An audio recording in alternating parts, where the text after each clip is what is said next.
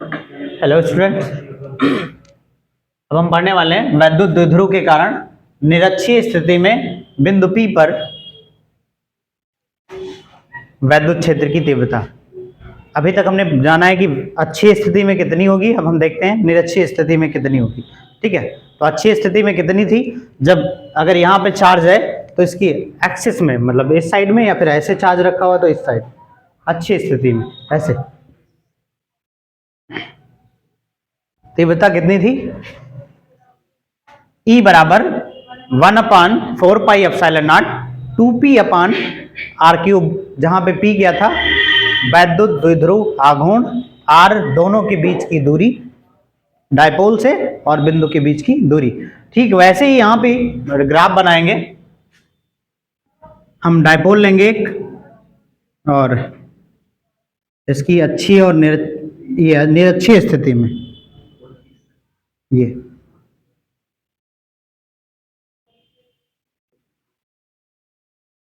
Dipole है,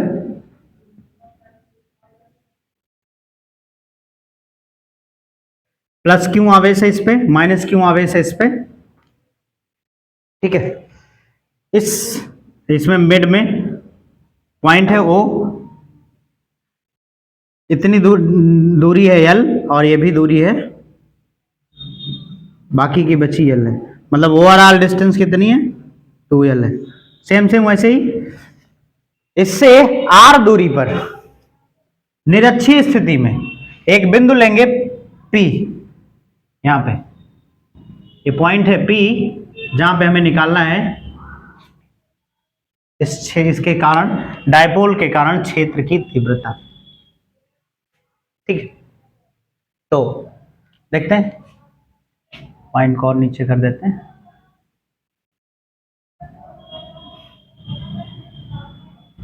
देखते हैं यहां से क्यों के बीच की दूरी कितनी है,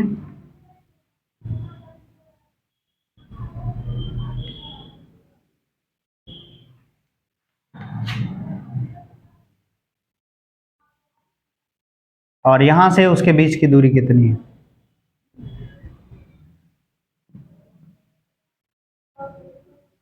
ठीक है,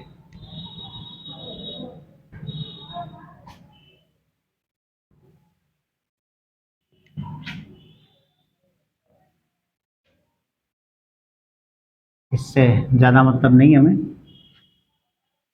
क्योंकि हम यहाँ पे धन परीक्षण आवेश लेके आएंगे प्लस Q नॉट, है कि नहीं, और फिर इस पे देखेंगे कि क्या प्रॉब्लम्स आ रही हैं, कि कौन बल किधर को लगेगा। तो आप जानते हैं ये प्लस Q चार्ज है, तो ये बाहर की तरफ बल लगाएगा, मतलब इधर फोर्स लगेगा या, और E भी इधर ही क्रिएट होगी। ठीक है, ये माइनस चार्ज है, अट्रैक्ट करेगा, मतलब इसमें इधर को फोर्स लगेगा नीचे की तरफ, इधर F होगा, और E भी इधर की ओर होगी, जिधर F उधर F E, क्योंकि E F पे डिपेंड करता है, E बराबर F/Q होता है। अब देखिए यहां पे सिर्फ आपको रिजल्टेंट पढ़ना है। यहां ये बीच की दूरी हम मान लेते हैं ये R है, यहां से और यहां के बीच ये R है। हमें रिजल्टेंट को देखना है, सिर्फ इतना ही समझना है, इसमें ज्यादा कुछ नहीं है, इसमें तो उतना उससे भी कम आपको कैलकुलेशन है, क्योंकि यहां पे ज्यादा डिस्टेंस आपको मेजर नहीं करनी है, बहुत कम डिस्टेंस मेजर करनी है, दोनों एक जैसे, सिर्फ आपको डायरेक्शन देखना है, डायरेक्शन है क्या। देखिए यहां पे हम इसको कर देते हैं E1 और इसको E2, ठीक है, और रिजल्टेंट हमें कहां मिलेगा। देखिए क्या है, एक है जो बाहर की तरफ धकेल रहा है और एक अपनी तरफ खींच रहा है, दोनों बल एक साथ लग रहे हैं। इस आवेश पर एक बल है जो बाहर की तरफ भेज रहा है और दूसरा बल अपनी तरफ आकर्षित कर रहा है, तो बताइए ये जाएंगे तो जाएं, कहां जाएंगे। एक है जो बाहर की धक्का दे रहा है, एक है जो अपनी तरफ आकर्षित कर रहा है, तो कहां पे किस मोशन में जाएंगे। हाँ, एक इधर से बल लग रहा है जो इधर को भेज रहा है, एक इधर से बल लग रहा है। ठीक है, तो कहां जाएंगे, अगर ये इधर से लग रहा है, ये इधर से लग रहा है, ये देखिए, ये इस पे ये इधर से बल लग रहा है बाहर की तरफ, और ये अपनी तरफ आकर्षित कर रहा है, दोनों बराबर होंगे तो ये कहाँ जाएंगे, हॉरिजॉन्टल में ऐसे। ये मिलेगा हमको रिजल्टेंट ई। ठीक है, समझ गए? इतना समझना है आपको। और साथ में ये एंगल बनाएंगे इसके साथ, थीटा एंगल,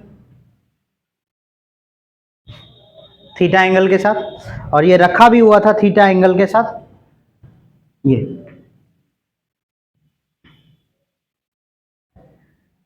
एंगल जो बन रहा है, ठीक है। थीटा दिक्कत कर रहा है? नहीं, थीटा में ज्यादा प्रॉब्लम नहीं है, ठीक है। अब देखिए, दो एक्सिस होती हैं इसमें। अगर इसको आप अलग से बनाएं तो आप ऐसे बना सकते हैं। ये देखिए, ये आपका नॉर्मल है, ये ऊपर अगर आप बढ़ाएंगे डॉटेड वाला पोर्शन तो ये नॉर्मल है, और ये वाली लाइन आप इस पॉइंट को अगर यहाँ पे मेंशन करें तो ये लाइन ऐसे बनेगी, और ये ऐसे है, और दूसरी लाइन ऐसे है।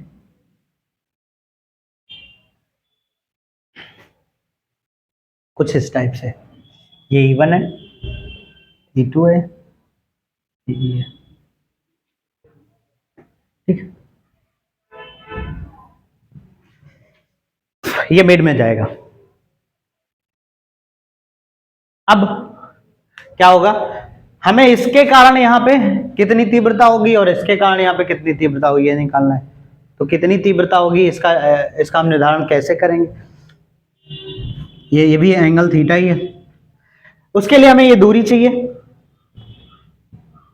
और ये दूरी हमें पता नहीं है, लेकिन हमें कुछ पता है। ये क्या है, ये बीच में देखिए क्या लगा हुआ है,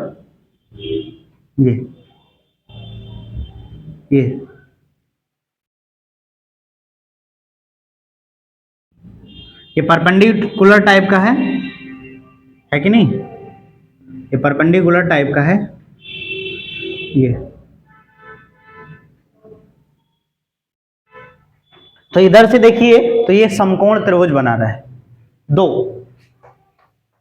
सेम एक जैसे, क्योंकि बेस इसका भी यल है, बेस इसका भी यल है, इसका भी परपेंडिकुलर मतलब लंब आर है।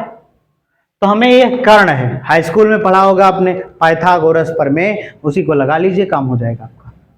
क्या आएगा इसका, कर्ण का अंडर रूट, हाँ, R square plus L square.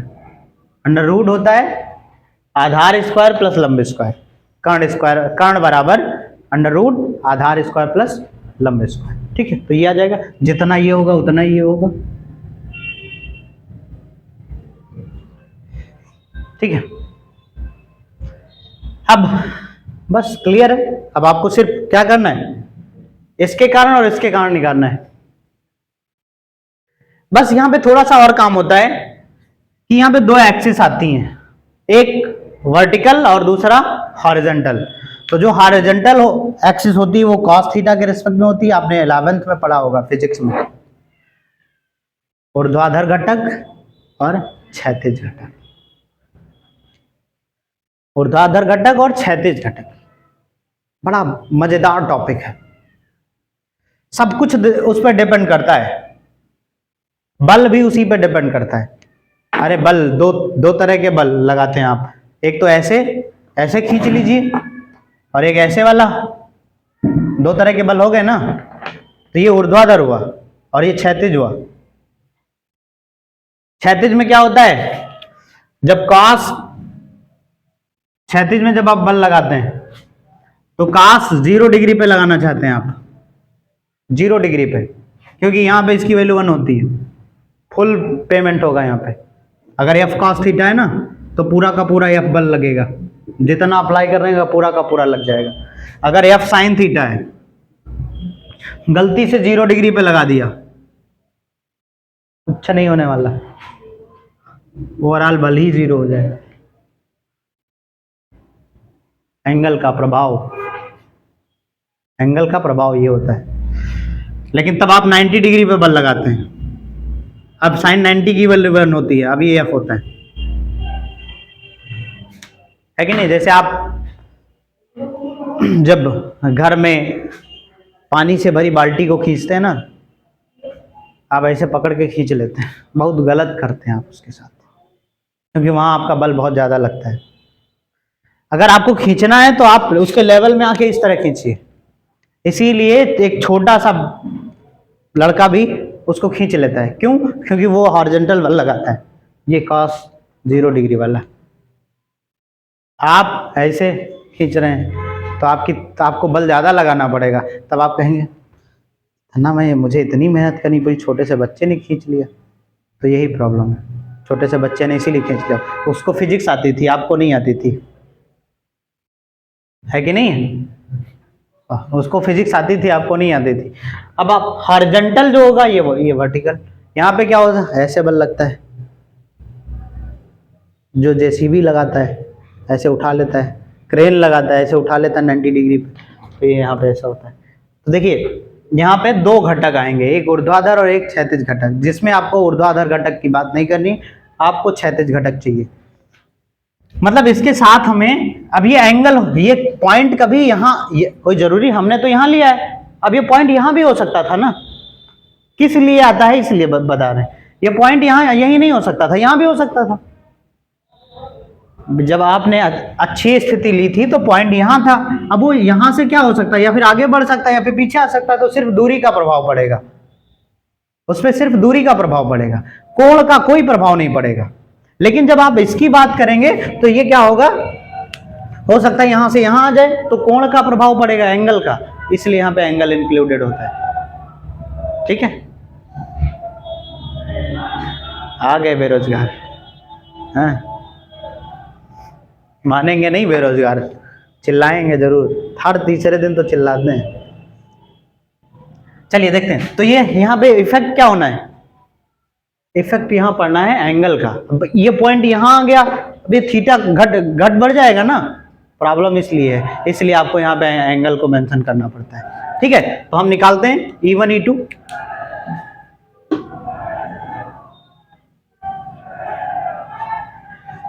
किसके कारण निकालेंगे? प्लस क्यों आवेश के कारण, है कि नहीं? दिखाई दे रहा है, प्लस क्यों आवेश के कारण, प्लस क्यों आवेश के कारण बिंदु P पर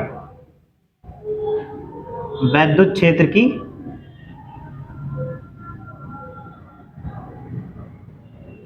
तीव्रता।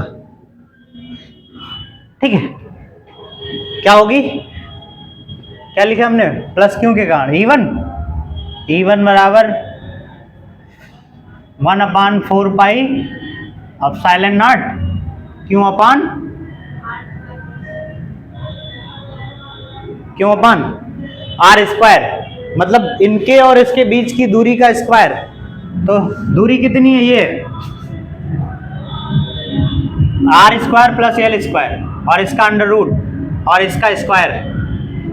ठीक है, इसको आप एक बार और लिख दीजिए, E1 बराबर 1/, देखिए अगर स्क्वायर लगा है और स्क्वायर रूट भी है तो क्या होगा, स्क्वायर रूट हट जाएगा। ठीक है,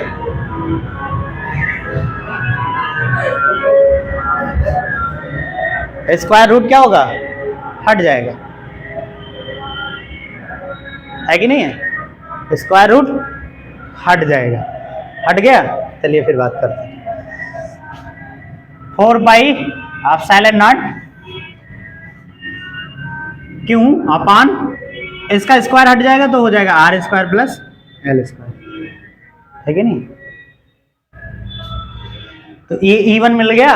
अब आपको E2 निकालना है, माइनस क्यू के कारण, माइनस क्यू आवेश के कारण बिंदु P पर वही वैद्युत क्षेत्र की तीव्रता। ठीक है, क्या होगा, माइनस क्यू के कारण E2 आएगा 1/4 पाई एप्सिलॉन नॉट क्यों अपान, ये क्या होगा R प्लस, वही फिर से आ जाएगा, सेम दूरी बराबर है, कोई दिक्कत नहीं है यहाँ पे, सबसे आसान सा है, इसीलिए दूरी बराबर है वही फिर से आ जाएगा लौट के। ठीक है, रिजल्टेंट निकालेंगे, परिणामी कैसे निकालेंगे? पूरे डायपोल के कारण, वैद्युत द्विध्रुव के कारण।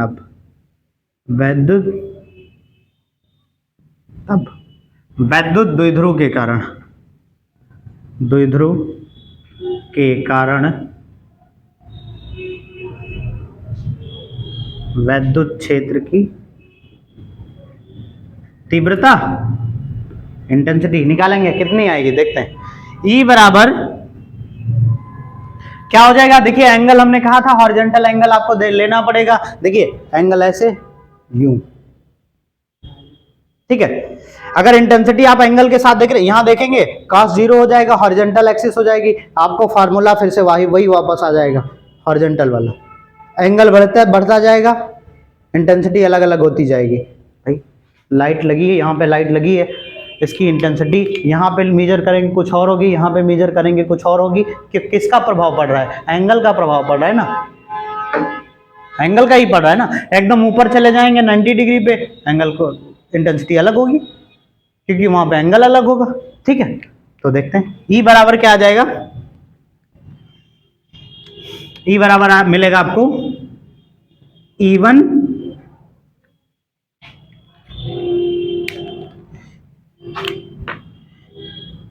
E1 cos थीटा और प्लस E2 cos थीटा, क्योंकि यहाँ पे दोनों मिलेंगे आपको ये इस पे E1 cos theta E2 cos theta.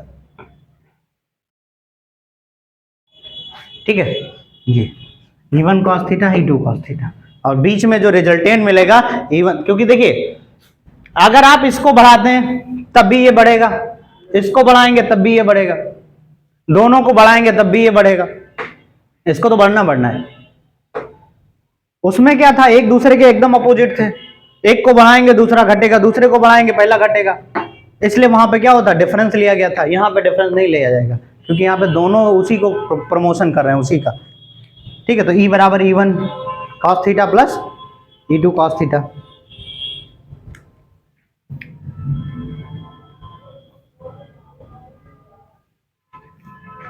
तो क्या आएगा यहां से देखते हैं, वैल्यू रख देते हैं E1 की 1/4 pi epsilon not Q upon R square plus L square cos theta, plus E2 की value 1/4 pi epsilon not Q upon R square plus L square cos theta.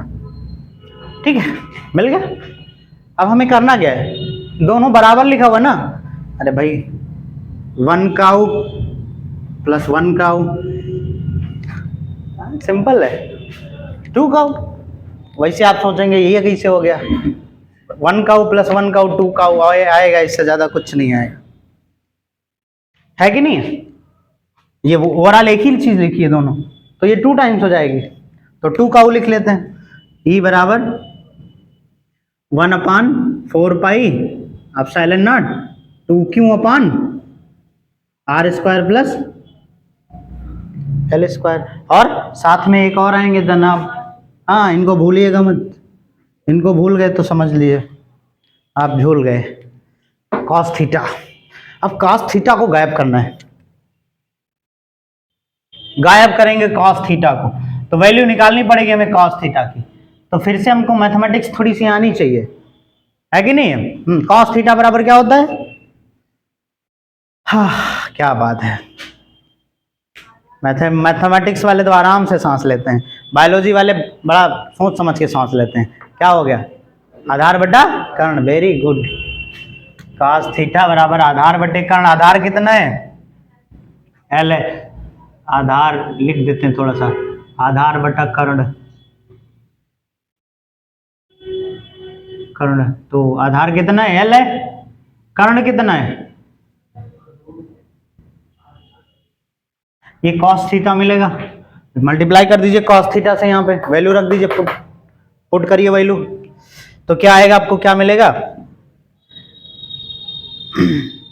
Erase कर देते हैं ऊपर, ठीक है।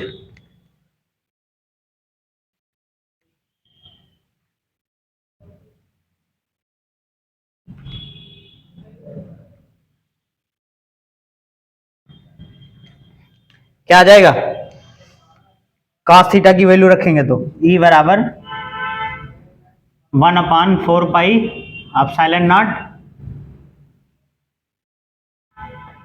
और 2q upon R square plus L square और into L upon cos theta की value R square plus L square. हम इस यहाँ कुछ अनोखा कर देंगे, 1/2 कर सकते हैं ना। रूट का मतलब होता है 1/2, किसी के ऊपर रूट लगा उसका मतलब होता है 1/2। जैसे क्या होता है 4 का स्क्वायर क्या होता है, सॉरी 2 का स्क्वायर कितना होता है 4 और रूट 4 की वैल्यू कितनी होती है 2। तो होता क्या है कि 4 की पावर हम इसको 1/2 भी लिख सकते हैं। तो हम क्या कर देंगे 4 को क्या लिख सकते हैं 2 की पावर 2 और इसकी पावर 1/2। तो m की पावर n a की पावर m की पावर n क्या हो जाता है, गुणा हो जाता है 2 की पावर 2 गुणे 1/2। ये कैंसिल हो जाता है तब 2 आता है आपका। ये इसके पीछे की गणित ये है जिसको आप डायरेक्ट बोल लेते हैं 4 का रूट 2 16 का रूट 4 सिंपल है, आप रट लेते हैं। 25 का 5 36 का 6 49 का 7 ऐसे ही तो करते हैं ना। तो वो ऐसे ही होता है इस तरह से। तो ये 1/2 लिख सकते हैं हम इसको रूट को। अब 1/2 हो जाएगा, इसके ऊपर क्या हो जाएगा देखिए 1/4 pi epsilon naught 2ql upon R square plus L square. देखिए इसकी पावर कितनी है 1 है कि नहीं। अब जब गुणा होता है तो घातें जुड़ जाती हैं, ये बहुत दादाओं के जमाने से चल रहा है ऐसा ही है ना। हाँ जब गुणा होता है आधार सेम है तो घातें जुड़ जाती हैं। तो ये क्या हो जाएगा 1 और प्लस 1/2 जुड़ जाएंगे ना। तो ऊपर 2ql लिखा हुआ ये कौन है, अरे भाई वही है आपका जीतता जागता P बराबर 2ql वैद्य द्विध्रुव आघूर्ण। तो 1/4 pi epsilon not P upon यहाँ क्या हो जाएगा। अच्छा एक कंडीशन और लगा दें क्या, आर स्क्वायर फिर से बहुत बड़ा हो जाएगा भाई। हाँ बहुत बड़ा है एल स्क्वायर से आर स्क्वायर, तो आर स्क्वायर ही आ जाएगा। तो आर स्क्वायर की पावर, अब देखिए जरा सा जोड़ दीजिए, छोटे बच्चों की तरह जोड़िए 3/2। अच्छा ठीक है 3/2 आ जाएगा। फिर से वही बड़े बच्चों की तरह, अगर a की पावर m की पावर n लिखा हो तो a की पावर mn हो जाता है। तो ये मतलब गुणा हो जाएंगे, तो गुणा होंगे तो ये कैंसिल हो जाएंगे है कि नहीं। तो बचेगा क्या 1/4 पाई एप्सिलॉन नॉट, बहुत खतरनाक सा रिलेशन है r3। अभी देखिएगा इसमें पता है आपको ये निरक्षीय स्थिति के लिए निकला है और अक्षीय स्थिति के लिए इससे जस्ट डबल था। मतलब अगर आपको इंटेंसिटी चाहिए अच्छी वाली तो अच्छी में जाइए, निरक्षीय में मत जाइए। अच्छी इंटेंसिटी चाहिए तो, अगर लाइट इंटेंसिटी अच्छी चाहिए तो अच्छी में जाइए, निरक्षीय में मत जाइए। अगर यहाँ पे लाइट का चमक अच्छा देखना है तो सामने का लाइट जलाइए, यहाँ पे अच्छी इंटेंसिटी आएगी है कि नहीं। नहीं मानते तो जला के देख सकते हैं, यहाँ पे अच्छी इंटेंसिटी आएगी। ठीक है वो रॉड ऑन करो, अभी देखिए यहाँ पे इंटेंसिटी आएगी, आई दिख रही है इंटेंसिटी, देखी अच्छी स्थिति अच्छी स्थिति, अब गायब। तो अच्छी स्थिति में इंटेंसिटी ज्यादा होती है निरक्षीय स्थिति की तुलना में। इस रॉड का यहाँ पे बहुत कम है क्योंकि ये एंगल पे है। ये देखिए निरक्षीय स्थिति में बैठा है एकदम नीचे, कोई इंटेंसिटी नहीं है। कहीं आ रही है इंटेंसिटी, चमक रहा है नहीं चमक रहा है, क्यों एंगल पे। तो जो सामने का होता है अच्छी स्थिति वो जस्ट डबल होता है निरक्षीय स्थिति के तुलना में। ठीक है तो ये हुआ आपका निरक्षीय स्थिति में। और अब बाकी बचता है किसी भी बिंदु पर, अभी तो ये निरक्षीय में था, आप कोई भी बिंदु ले लीजिए भाई, कहीं से सिलेक्शन ले लीजिए, इधर से इधर से इधर, तो क्या करेंगे। ठीक है तो मिलते हैं नेक्स्ट लेक्चर में आपके साथ कि क्या करेंगे। हाँ और ध्यान रखिए कि इस पे क्वेश्चन पूछे जाते हैं, आपके एग्जाम में क्वेश्चन आएंगे 100%। ठीक है ओके थैंक यू।